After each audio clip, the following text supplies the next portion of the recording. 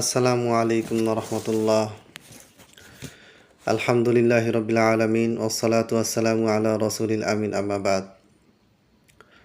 ইলহাদ কাকে বলে? ইলহাদ অর্থ কি? মুলহিদ কাকে বলে? যারা আকিদার বই পড়েছেন তারা মুলহিদ, ইলহাদ, জিন্দিক এরকম বিভিন্ন শব্দ প্রায় পড়ে থাকেন। এই শব্দগুলি কিন্তু শুধু শাব্দিক অর্থ দিয়েই এই শব্দগুলির পূর্ণাঙ্গ অর্থ বোঝা মুশকিল, বোঝা সম্ভব নয়, এবং শুধু শাব্দিক অর্থ বুঝেই এই শব্দগুলির মর্মার্থ যেমন বোঝা সম্ভব নয়, তেমনি এই শব্দগুলির যে বিধান, সে বিধান সম্পর্কেও ধারণা নেওয়া সম্ভব নয়। তো ইলহাদের অর্থ কি? ইলহাদ মানে হচ্ছে হক থেকে নিজেকে বিরত রাখা, হকের বিপরীতে চলা, তাওহীদের বিপরীতে শিরকে পতিত হওয়া, এটা ইলহাদ। তারপরে জেনে শুনে সুন্নাহকে অবজ্ঞা করে বেদাতে লিপ্ত হওয়া, এগুলি ইলহাদ। তো ইলহাদ মানে হচ্ছে হক থেকে মুখ ফিরিয়ে নেওয়া, হক থেকে বিরত থাকা, হক থেকে বিচ্যুত হওয়া, একে বলা হয় ইলহাদ। আর যিনি ইলহাদ করেন, ইলহাদে পতিত হয়েছেন, তিনি হচ্ছেন মুলহিদ, অর্থাৎ হক থেকে বিচ্যুত ব্যক্তি। এই মুলহিদ শব্দটির মোটামুটি 5টি ক্যাটাগরিকে অন্তর্ভুক্ত করে, অর্থাৎ মুলহিদ শব্দটি 5টি ভাগে বিভক্ত, বা 5 শ্রেণীর মানুষকে আমরা মুলহিদ বলতে পারি। 1 নম্বর, আল্লাহ তাআলার ক্ষেত্রে এমন কিছু বৈশিষ্ট্য আরোপ করা যেই বৈশিষ্ট্য কোনোভাবেই আল্লাহ তাআলার ক্ষেত্রে প্রযোজ্য নয়, বরং আল্লাহ তাআলা সেটাকে সরাসরি অস্বীকার করেছেন। এই রকম কোনো কিছু যদি কেউ আল্লাহর দিকে নিসবত করে, তাহলে সে ব্যক্তি মুলহিদ হয়ে যাবে। যেমন আল্লাহ তাআলা সূরা ইখলাসে বলেছেন, লাম ইয়ালিদ ওয়া লাম ইউলাদ, তিনি জন্ম নেননি এবং তার থেকেও জন্ম কেউ নেয়নি। কিন্তু খ্রিস্টানরা কী করেছে? তারা ঈসা আলাইহিস সালামকে আল্লাহ তাআলা সন্তান বানিয়ে দিয়েছে।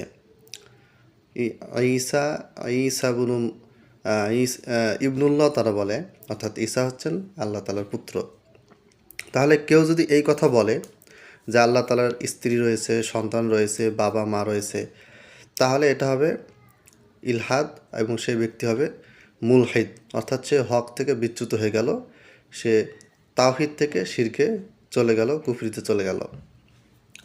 2 নম্বর হচ্ছে, আল্লাহ তাআলার যে নামগুলি রয়েছে, সেই নামগুলি থেকে সেগুলিকে পরিবর্তন করে সৃষ্টির জন্য সেই পরিবর্তিত নামটিকে নির্ধারণ করা।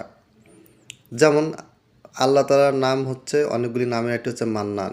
এই মান্নান থেকে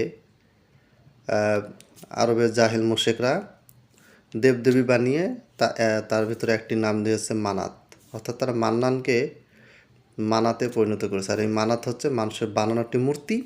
এই মানাতকে তারা মান্নান শব্দ থেকে এই নামটি দিয়েছে। এখানে আরেকটি মত হচ্ছে যে মান্নান শব্দটি স্ত্রীলিঙ্গ হচ্ছে মানাত। যাই হোক, যেটাই হোক, এখানে মূল বিষয়টা হচ্ছে যে মান্নান আল্লাহ তাআলার নাম, সেই নামটির স্ত্রীলিঙ্গ বা সেই নামটি থেকে আরেকটি নাম বের করে সেই নামটিকে তারা মাখলুককে বা সৃষ্টিকে দিয়েছে। এটা হচ্ছে ইলহাদ। এই কাজ যে করবে সে অবশ্যই মুলহিদ। তারপরে আল্লাহ তাআলার নাম আজিজ, এই আজিজ থেকে তারা নাম বের করেছে উজ্জা। উজ্জাও একটি মূর্তির নাম। আচ্ছা, তাহলে 2টা প্রকার গেল। 3য় প্রকার হচ্ছে এমন কিছু বলা যেগুলি থেকে আল্লাহ তাআলা পাক পবিত্র। যেমন আল্লাহকে ফকির বলা, আল্লাহকে গরিব বলা, আল্লাহ ঘুমান, বা আল্লাহ তাআলা মন খারাপ করেন, যেগুলি আল্লাহ তাআলা নিজের সামনে ব্যবহার করেননি, এরকম কথাবার্তা আল্লাহর সামনে বলা। আল্লাহ তাআলা মিথ্যা বলেন, এইরকম কথাবার্তা যদি আপনি বলেন, তাহলে এটা হবে ইলহাদ, এবং যে ব্যক্তি এই কথা বলবে সে হবে মুলহিদ। এরপরে সিফাতকে শাব্দিক মনে করা, আল্লাহ তাআলা যে সিফাতগুলি বর্ণিত হয়েছে এগুলিকে শাব্দিক মনে করা, এবং এগুলিরকে শুধুমাত্র শব্দ, নাম সর্বস্ব মনে করা, অর্থহীন মনে করা, অথবা অপব্যাখ্যা করা। অর্থহীন মনে করা কি? যেমন কেউ যদি বলে সুরত শব্দটার কোনো অর্থ নেই, এটাকে অনুবাদ করা যাবে না, তাহলে এটি ইলহাদ হয়ে যাবে।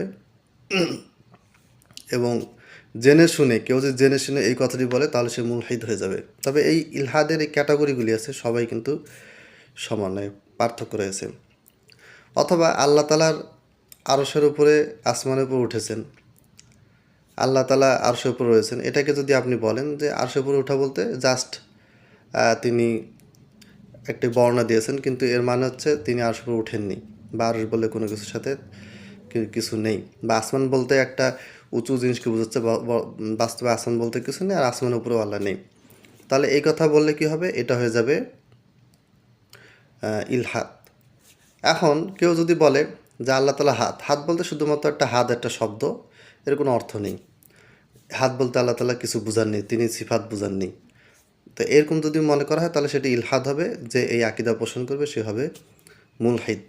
অথবা তাবিল করা, তাবিল নিষিদ্ধ নয়, তবে ভুল তাবিল করা অবশ্যই নিষিদ্ধ। যেমন আল্লাহ তাআলা আরশের উপরে উঠেছেন, এটাকে যদি আপনি তাবিল করেন যে আল্লাহ তাআলা ক্ষমতা প্রাপ্ত হয়েছেন, তাহলে এটি হবে ইলহাদ। অনেক ইমাম এই কাজটি করেছেন, তবে তারা ম্যাক্সিমামই তারা অর্থগুলি বর্ণনা করেছেন জানানোর জন্য, তারা এই আকীদা পোষণ করে রাখেননি। কিন্তু আমরা দলিল হিসেবে তাদেরকে উল্লেখ করি যে তারা বলছে আল্লাহ তাআলা ক্ষমতা প্রাপ্ত হয়েছে, এই অর্থটি তারা করেছেন বলে আমরা দলিল দিই, যেটা ঠিক নয়। এরপরে আরেকটি হচ্ছে যে তাসবিহ দেওয়া। তাসবিহ দেওয়া কি? সাদৃশ্য স্থাপন করা। অর্থাৎ আল্লাহ তাআলা নিজের ক্ষেত্রে হাত শব্দটি ব্যবহার করেছেন। এখন আপনি বললেন যে ইয়াদুন শব্দটি আল্লাহ তাআলা ব্যবহার করেছেন, আর আমারও ইয়াদুন বা হাত রয়েছে, সুতরাং আমার এই হাত আর আল্লাহর হাত একই রকম, এভাবে আমি সাদৃশ্য দিলাম। অথবা অমুক সৃষ্টির সাথে আল্লাহ তাআলার অমুক অঙ্গ প্রত্যঙ্গ রয়েছে, বডি রয়েছে, সেটার সাথে মিল রয়েছে।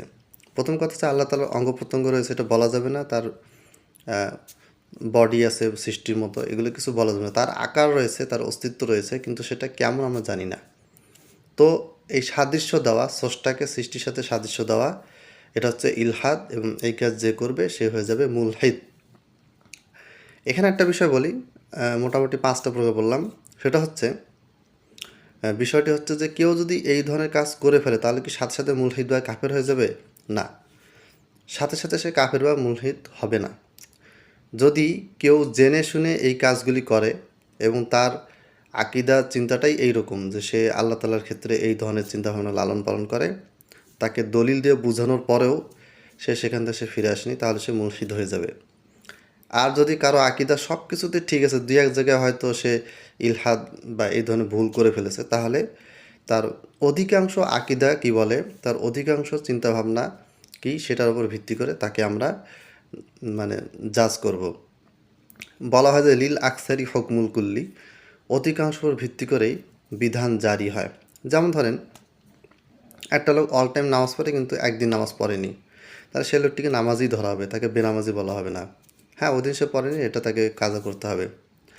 একজন ব্যক্তি অল টাইম সবসময় অফিসে যায়, কোনো একদিন বাদ গেছে বা মাঝে মধ্যে বাদ গেছে, তাহলে এ মানে এই না যে সে অফিস করে না, সে আসলে অফিস করে, এটাই গণ্য হবে, মাঝে মধ্যে মানে বাদ গেছে বা মিস গেছে। কিন্তু একটা লোক অধিকাংশ সময় অফিস যায় না, মাঝে মধ্যে যায়, তাহলে সে অফিস যায় না বলে গণ্য হবে। তো এই আকীদার ক্ষেত্রেও কোনো বড় আলেমের, সালাফি আলেমের বা আহলুল হাদিস আলেমের বা আহলে সুন্নাত ওয়াল জামাতের কোনো বড় ইমামের, কোনো বড় আলেমের দুই একটা ভুল যদি পান যেটা কুফরি দিয়ে গেছে বা বেদাতে দিয়ে গেছে, তাহলে সাথে সাথে এটা বলা যাবে না যে তার আকীদা মানহাজ নষ্ট, বরং তার অন্যান্য আকীদা মানহাজের যেগুলি সঠিক আকীদা মানহাজ রয়েছে সেগুলোর উপর ডিপেন্ড করে বলতে হবে যে তার আকীদা ঠিক আছে, তিনি সালাফি আলেম, তিনি আহলুল হাদিস আলেম, তিনি আহলে সুন্নাত ওয়াল জামাত আলেম, তবে এই মাসলায় তিনি ভুল করেছেন, এই ক্ষেত্রে তার মানহাজটা ঠিক নয়, এই মাসলায় এই টপিকে তার মানহাজ ঠিক নয়, এই ক্ষেত্রে তার ভুল রয়েছে, বা এই ক্ষেত্রে তার আকীদা ঠিক নেই। তো একটা ভুলের কারণে বা দুই একটা ভুলের কারণে গণহারে সবাইকে মানে সবগুলি সঠিক সিদ্ধান্ত বা সঠিক আকীদা, সঠিক মানহাজকে বাতিল করা যাবে না। এটি সালাফদের মানহাজ বা মূলনীতি নয়। যেমন আমি বললাম যে সুরত আকারকে, সুরত শব্দকে অনুবাদ করা যাবে না, না করে শুধু সুরতই রাখতে হবে, এটা একটা ইলহাদ। এখন আমাদের অনেক সালাফি আলেম, আহলুল হাদিস আলেম আছে যারা সহি আকীদা প্রচার করেন, সহি আকীদা লালন করেন, সহি আকীদা প্রশিক্ষণ দিয়ে যান। তাদেরও কেউ কেউ বলেছেন সুরত শব্দটি আকার করা যাবে না। এটা আমি কি মনে করি? আমি মনে করি যে তারা এই বিষয়ে ভুলে রয়েছেন। তো এখানে তাদের ক্ষেত্রে ইলহাদ শব্দটা ব্যবহার করা যাবে না, কেননা তাদের অধিকাংশ আকীদা মানহাজ কি সেটার উপর ডিপেন্ড করেই তাদের বিধান জারি হবে। দুই এক জায়গায় ভুল হলে সেই ভুলটা মূল মানদণ্ড হবে না। আমি আহমদুল্লাহ অনেক কথা বলতে পারি, আমি সালাত রফলাদান করি, বুকে হাত বাঁধি, জোর আমিন বলি, তো এটা হচ্ছে আমার মানহাজ। সালাতের ক্ষেত্রে এই মানহাজটা আমি ফলো করি যে বুকে হাত বাঁধতে হবে, এইটা আমার মানহাজ। হাত রাখার ক্ষেত্রে আমার মানহাজ হচ্ছে বুকে হাত রাখতে হবে। রফল আদান করার ক্ষেত্রে আমার মানহাজ হচ্ছে 4 জায়গায় 5 জায়গায় রফল আদান করতে হবে, ঈদের তাকবীর সহ 5 জায়গায়। তো তাহলে সালাতের ক্ষেত্রে সহিহ হাদিস ফলো করাটাই আমার মানহাজ। 2-1 জায়গায় যদি ভুলে যদি আমি জয়ীফ হাদিসের প্রতি আমল করি আর সেটা যদি আপনারা দেখে ফেলেন, তাহলে আপনাদের এটা বলা উচিত হবে না আরে উনি তো জয়ীফ জাল হাদিস মানে, ওনার নামাজটাই ঠিক নাই। বরং বলতে হবে যে ওনার মানহাজ এটাই, সহিহ হাদিসের উপর আমল করা, তবে এই মাসলা উনি ভুল করেছেন। তো এটা হচ্ছে মূল বিষয়। ইলহাদ করলে সাথে সাথে মুলহিদ হয়ে যায় না, আগে দেখতে হবে সে কোন ক্যাটাগরির, ডিটেলস জানতে হবে, তারপরে বিধান জারি করতে হবে।